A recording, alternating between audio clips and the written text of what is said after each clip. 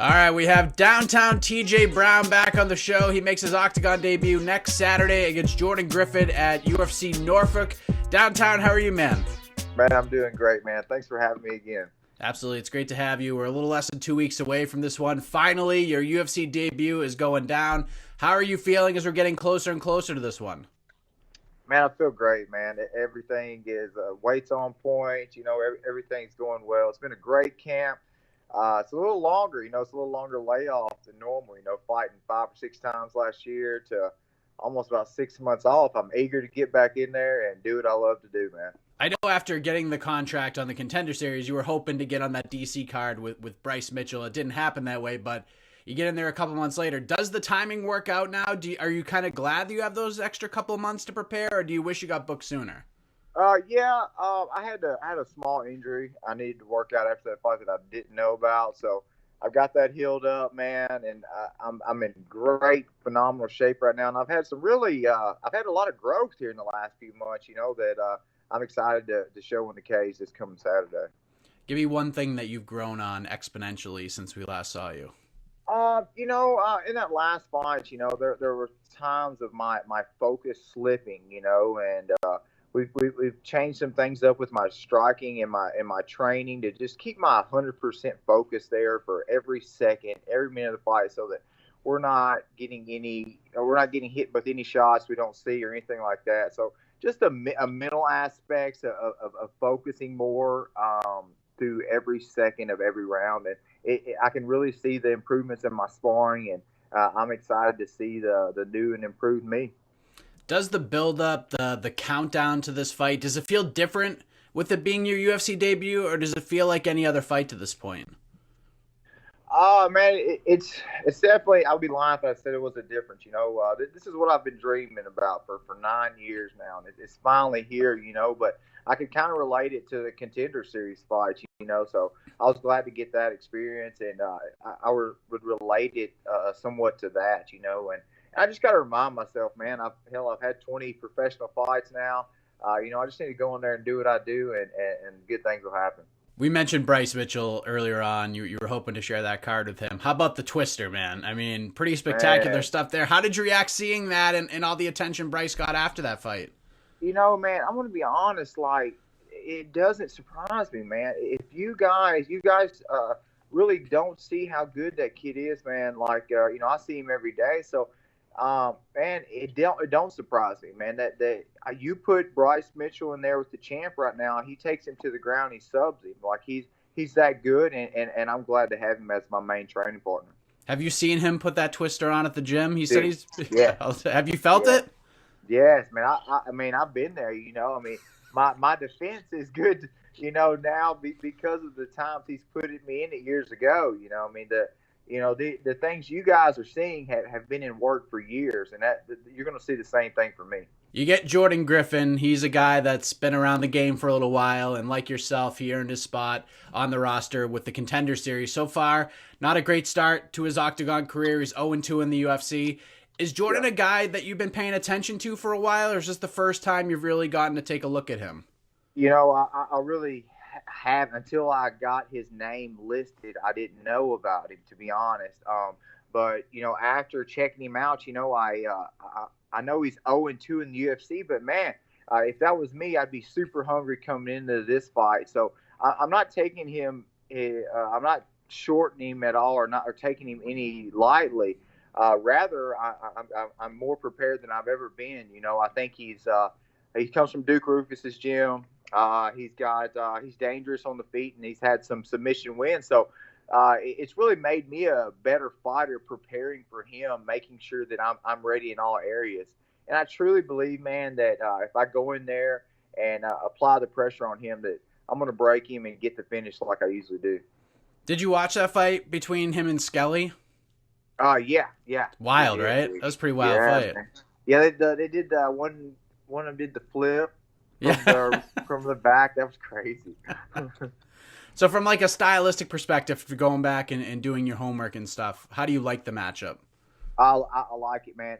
He doesn't like pressure, man, and I like to put pressure, and I'm going to put pressure on this guy from bell to bell, and I'm going to break him, man. So I don't want to be the guy that gives him his third loss in the UFC and put him out. But man, I've got an 8-year-old son and a mouth to feed at home, so it's me or him, and I've got to go in there and take it away from him. You sort of mentioned, and it makes this matchup really interesting because you're making your debut, and many believe that Jordan is fighting for his job next Saturday in Norfolk. So I'm sure you're expecting the best version of Jordan Griffin we may have ever seen in the UFC because of everything that's on the line here. But do you think he'll come out a little more desperate with all this at stake here? When I mentioned who I fight to, some people are like, "Oh, he's 0-2." Like I think that they get doubt in their mind. But to me, I've been there. Earlier in my career, I suffered back-to-back losses, and I was so hungry. I was so hungry to get back there and get a win, and a lot of growth came from that. So I'm going to be prepared for the best Jordan Griffin, and man, and I have been preparing for the best Jordan Griffin. So I hope he gives it to him because I'm bringing my best, and I'm looking to go in there and break him. So I hope he comes with it because I want his best, and I believe I can beat his best. You got the walkout song all picked out and everything. I mean, you waited 9 years for this. Yeah, man. Well, actually, a buddy of mine's an expiring music artist from back home. He's got a song I'm going to come out to, just kind of in favor of him, and just try to show some local support from back home. So that's what we're going to do. That's awesome. Did it get approved already? You got the green light? No, I don't know. They haven't asked for it or anything yet, so I haven't showed. Hopefully, it gets approved. If not, I told my son I'd come out to Space Jam. That's awesome. For sure. So I got a backup plan just in case. That's amazing. Are you excited? Is he excited for Space Jam 2 whenever that comes out? Are you excited for that? Yeah, man. It's one of our home favorites, man. I hope the remake's as good as the first. Sometimes they're not, So, of course, we're excited. Have you seen the Sonic movie yet? Does he want to see that?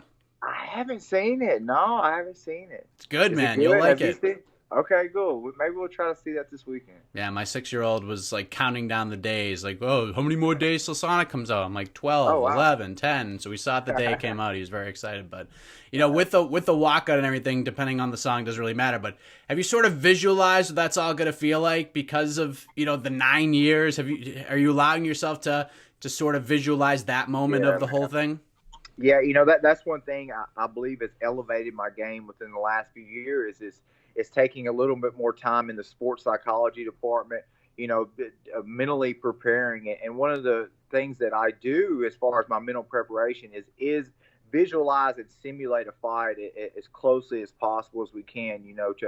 We have 2 days of the week that, man, I literally do the walkout, go in the cage just as normal, have an announcer and go through the whole walkthrough. And, man, it's been something that's really helped me the last few years fighting it, and something I would encourage most athletes to do because it's really taken my game to the next level. When did you realize that you needed to do something like that to help you, especially with the mental side of things? I dropped some fights earlier in my pro career, and I meet with me and a couple of my coaches. We kind of identified that it wasn't so much of a technical thing or a physical thing because I was working my butt off in the gym, as physically and both physically and technically. But where I needed to grow was the mental, in the mental department. And man, after doing that, I've seen some immediate results, and I preach by it now, and I think all athletes should. You got a lot of people coming up from Arkansas for this one. Yeah, man, we've got a huge support, man, system. Arkansas, man, with me, Bryce, Luis, all of us in the UFC, man, Arkansas MMA is growing, as well as we've got a new D1 wrestling program here in Arkansas, man. The whole combat sports scene is really growing here in Arkansas, and I'm just excited to be a part of it and help pave the way. That's got to be pretty cool to kind of see it coming up from this level, and it's only going to continue to grow and grow. We've kind of seen that with it's not Arkansas, but like Australia, in that area, what they've become over the last couple of years. So that's got to be pretty cool to kind of see this all grow before your eyes like this. Yeah, it really is, man. It's an amazing experience. We one of the first MMA fighters here in Arkansas is my coach, Matt Hamilton, and then we got Rolly Delgado, who was in the UFC. Those guys kind of I'm able to learn from some of their mistakes and shortcomings, and they're able to kind of live it through me, because if it wasn't for them and the mistakes they learned and the things they learned and how they were able to apply them into my career, I don't think I would be where I'm at today. And I'm very thankful for those guys, and we're just now reaping the benefits, and I'm excited for the future, man. Maybe a UFC Little Rock sometime in 2020. Oh, that'd be amazing. It'd be amazing. Like I said, it's steadily growing here, man, and I would love to push that, man, and make that happen. That would be something else, but we're looking forward to that, and we're looking forward to seeing you make your UFC debut next Saturday against Jordan Griffin. Great fight, 145 pounds, and on a leap year day to boot. How about that? Yeah, UFC leap year. Cool, man. Hey, man, we're in the right place at the right time, man. This is meant to be. Absolutely. Norfolk, Virginia is where this is all going to go down. TJ, appreciate the time, man. Before we let you go, let the folks know where they can find and follow you on the web, social media, any shout-outs, anything else you want to get off your chest, man. The floor is yours. Yeah, man. Guys, please follow me at Downtown TJ Brown on Instagram and Facebook as well. And, man, I just want to thank you for giving me the opportunity to get on this platform and let people know who I am and spread the word, man. And always big shout-out to my guys back home at Westside MMA. If it wasn't for the gym, my training partners, and my coaches, I wouldn't be here today, man. Thank you again. Great stuff, TJ. All the best to you next Saturday. Peace out, man. Thanks.